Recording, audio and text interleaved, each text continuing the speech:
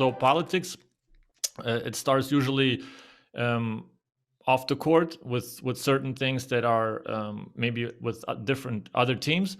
So I had these situations a lot, and the question that I find myself always asking or being asked is, can we exchange playbooks? Can we exchange certain information about other opponents that can help the other team? And I would like to know, before I tell you what I think, I would like to know what your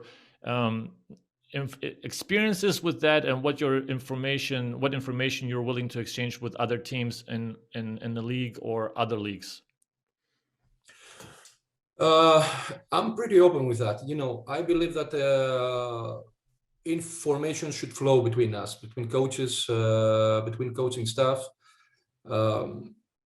Exchanging a playbook or exchanging ideas is not like somebody's going to steal knowledge from you.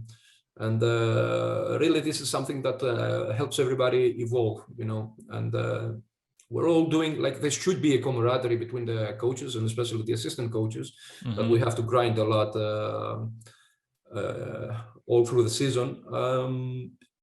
But unfortunately, I see that's not the case with everybody. And this really annoys me when I see people, okay, I understand somebody not wanting to share a playbook. I understand not wanting to share your playbook.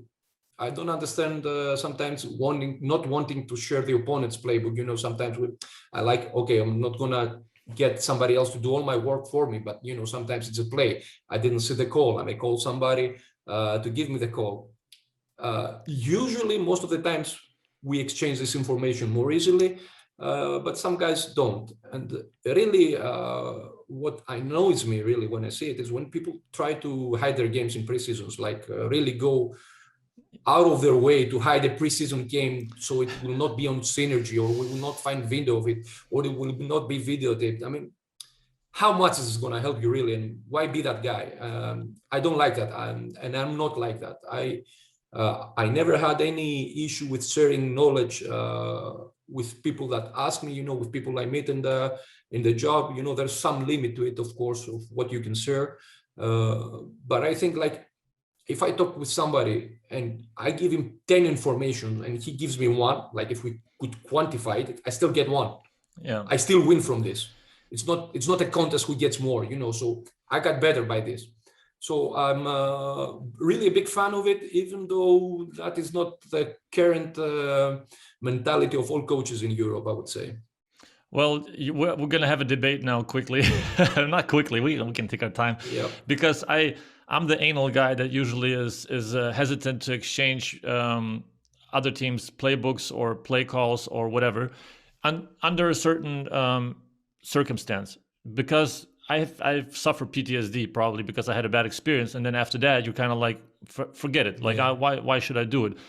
I agree with you on the video. The video part is definitely annoying, and it's something that, like, come on, we're all watching the same tape, and whatever information I can get from it, it's gonna, like, I can give you also a video that you can break down the way you are used to breaking film down, and it's up to you. It's just like fair game. But with the play calls and with the, like you said, like the assistant coaches, the scouts, we all put a lot of time and effort into accumulating and doing the work. And if you're doing the work properly, and I would consider myself, and yourself probably as well, I'm certain of it, of doing the work properly with preparing everything fully, and then you exchange it with somebody and you get, okay, you say 10-1, but sometimes you get like the quality of how you present it or how you give it to them. You get something that's handwritten back, and that's not even like, I trust my work that I put in of scouting the same team that I'm asking for information of more than I would trust other person of doing the work for me. Like, I trust my work that I put in more than I would trust other person doing the work. So I had a bad experience, but I had one also scout. Back then in EuroLeague, it's also where there's groups, and then when you qualify and you have another, you have nothing to lose basically. I was talking to a scout. I'm not going to say from which team, but if he happens to listen, he'll know. It's something that where both of us know we put in the work. Because for me, I don't like free ballers where they just kind of they want to get something for free without putting in the work, right? I would like to know that you did hustle, and what I did with him was we compared notes. Basically, I asked him like about the play, like which play, like, zipper, pick and pop, and short action, and blah blah blah. And then he says, I have, that's two side. Yeah, I have two side as well. Okay, great. So we have both the same thing, and it's like check check. And then you move on to the place that he's looking for, and I know he put in the work. So it's not like I'm just kind of giving him and then like, here, have a go at it.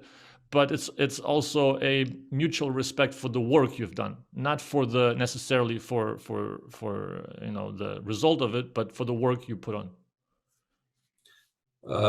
I agree with most of what you said. So when you exchange information, there should be like a limit to it. What exactly are you doing? And there has to be a way for it. So like I said before, I'm going to exchange information with you. I'm not going to do your work for you. Okay, so if you ask me, let's say, what's that play? I will share it. If you ask me to send you my scouting report, I will not do that. Okay, yeah, that's true. Because yes. this has happened also. And then in this exchange of information, we build a relationship, which is either is going to be a good and working relationship, or it's going to be the end of it.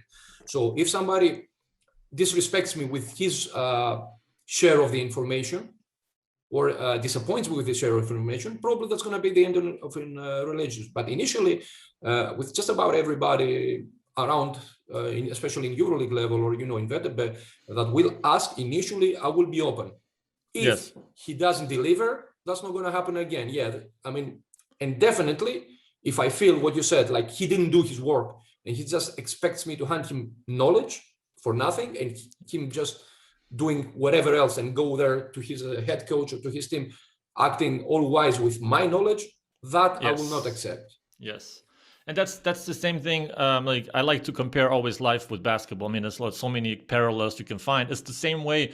I want to be with people as well, and I'm trying to be with people as well. Everybody starts off with 100 points. You start with 100 points. I'm giving you my trust. I would like to have. I would like to. I'm a believer in people. I want to believe in people, and that's how I would like to also believe in staff members and other.